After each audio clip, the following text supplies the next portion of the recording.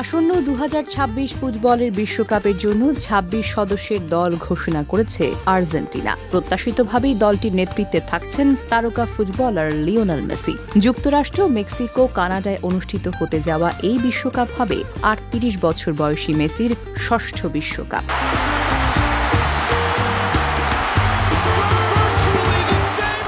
২০২২ সালে কাতারে বিশ্বকাপ জয়ী দলের বেশিরভাগ খেলোয়াড়কে রেখেছেন কোচ লিওনেল স্কালোনি। সেই দলের ১৭ জন এবারও সুযোগ পেয়েছেন। তাদের মধ্যে রয়েছেন গোলরক্ষক Emiliano Martinez, defender Nicolas Otamendi, midfielder Rodrigo de Paul, Alexis Mac Allister, Enzo Fernandez, forward Julian Alvarez ও লাউতারো মার্তিনেজ।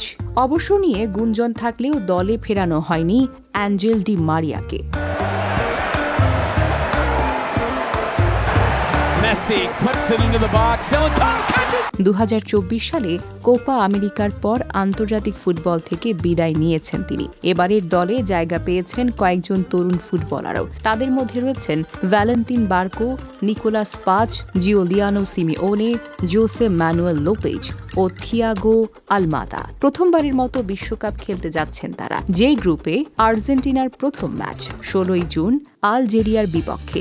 এরপর তারা খেলবে জর্ডান ও অস্ট্রিয়ার বিপক্ষে।